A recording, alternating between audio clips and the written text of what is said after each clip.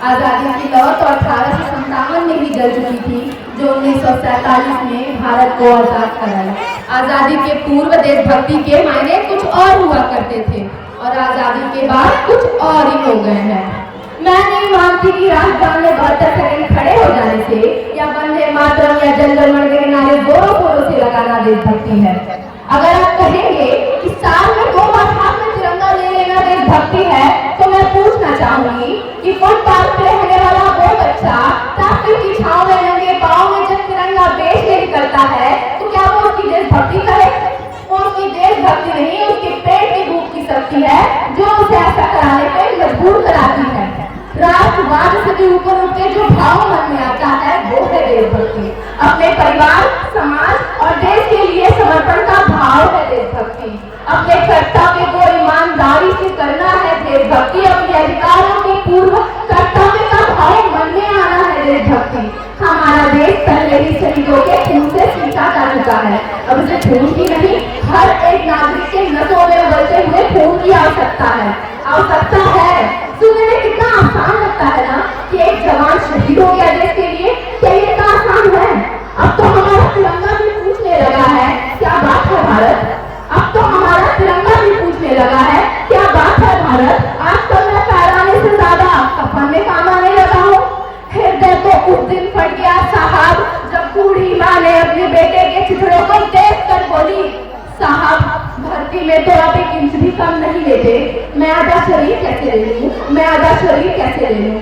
आज मानव अधिकारों के कारण इन आतंकवादियों की बंगलों की नाचपनियां हंसती हैं, हमारे शहीद जवानों की आंगन में लगी तुलसियां रोती हैं।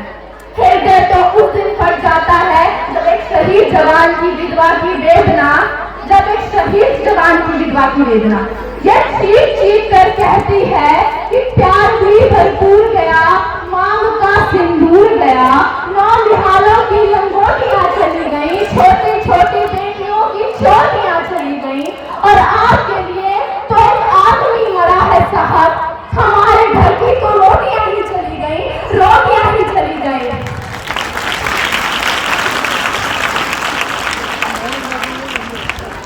हमारा देश विभिन्न वर्गों से मिलकर बना है। एक विशेष वर्ग जो मेरे ध्यान में आता है वो है युवा वर्ग। वही युवा वर्ग जिसके कंधे पे जिम्मेदारी है, समाज की राष्ट्रवाद की आशाएं हैं। वही युवा वर्ग आज 4 बाय 4 इंच के छोटे से स्क्रीन में अपनी कोमल उंगलियों के धड़कन मात्र से ऑनलाइन वीडियो पे भावनाओं की इमोजी भेज रहा है।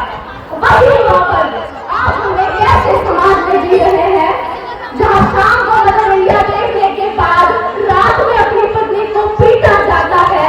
आज हम एक ऐसे समाज में जी रहे हैं जहाँ अपनी बहन को कॉलेज छोड़ने के बाद बाहर खड़ी दूसरों की बहनों पे नजर डाला जाता है।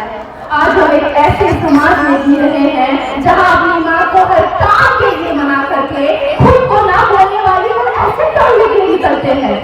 यही कारण है कि भारत महिला सुरक्षा में 4थे स्थान पर है। आज हम एक ऐसे समाज में जी रहे हैं जहाँ पत्थर की मूर्ति को लगते 56 भोग है, जहाँ भूखे नंगे तड़पते सो जाते लोग हैं। मजदूर को मजदूर समझिए, मजबूर नहीं।